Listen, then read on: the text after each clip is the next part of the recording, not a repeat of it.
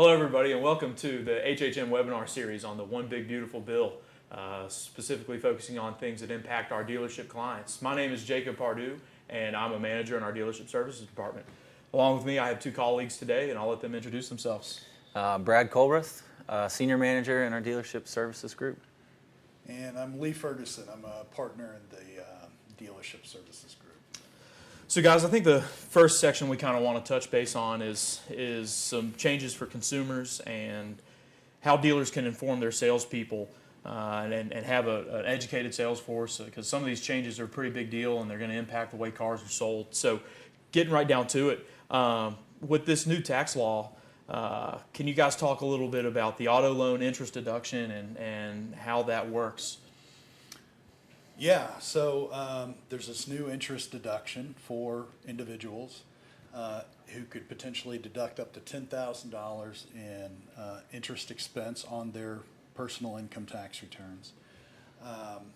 There's a lot of qualifications for this deduction, though. A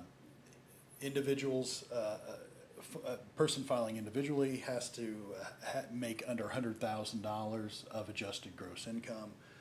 $200,000 for somebody married filing jointly. It's got to be a new vehicle, so not used. It's got to have the original use of that vehicle has to originate with the buyer. The final assembly also has to be in the United States. So that's one of those are really the two big requirements.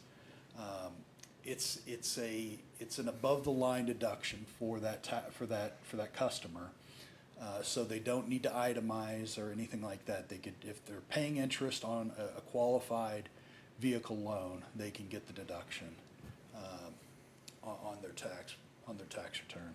And this is for most consumer vehicles. It also includes motorcycles as well. So.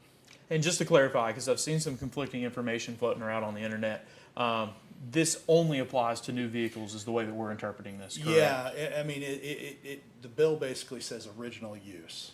So original use, that's kind of similar language to what's in the EV tax credit, new EV tax credit bill as well, and that would be new vehicles. So, I mean, obviously, if you've got a used vehicle, it's not the original use. Right. Yeah, and it seemed administratively it'd be kind of difficult to determine final assembly of every vehicle currently on the road, talking about used vehicles. And that's kind of a nice segue, Lee.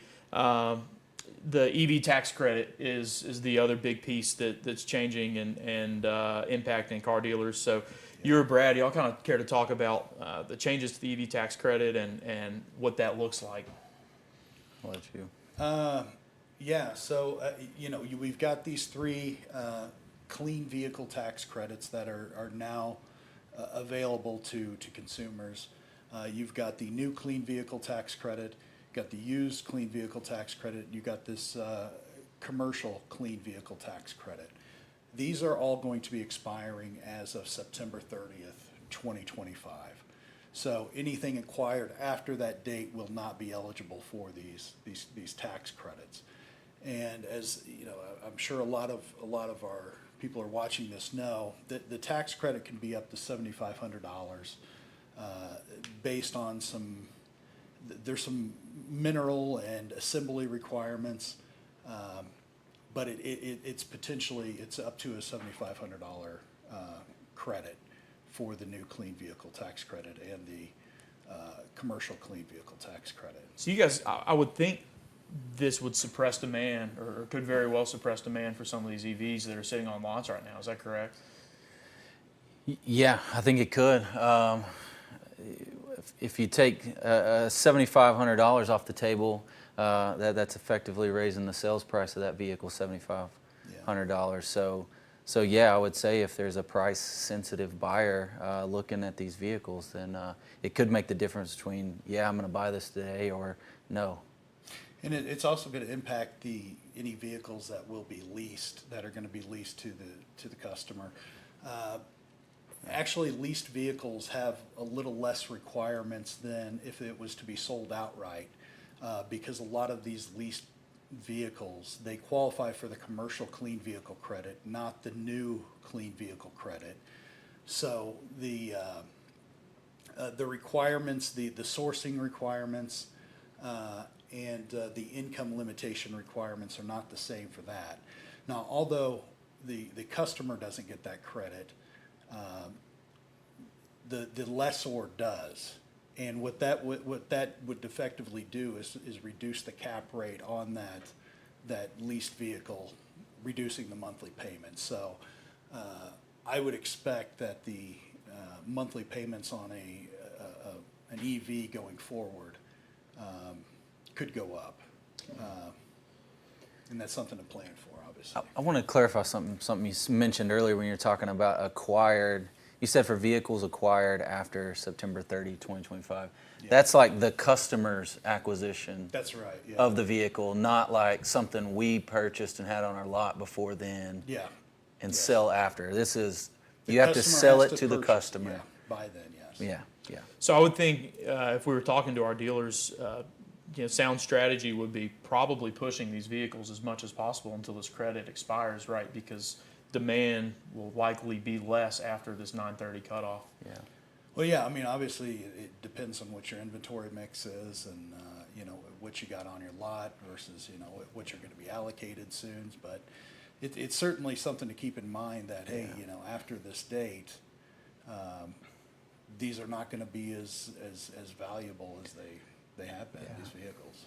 And I think with both of those two changes, the auto loan interest deduction and these changes to the EV credit, a big thing will be making sure that your salespeople understand these changes, and your salespeople, your F&I managers, they all understand these changes, these dates, so that they can communicate correctly to the customers, and don't sell somebody on a $7,500 credit when they buy it in November this year and they no longer qualify. So, and then the same thing with the interest deduction, just making sure that if you're going to try to use that to help persuade a customer to be okay with the interest rate and what they're paying for a vehicle, make sure you're communicating well and that vehicle was assembled in America and qualifies for them,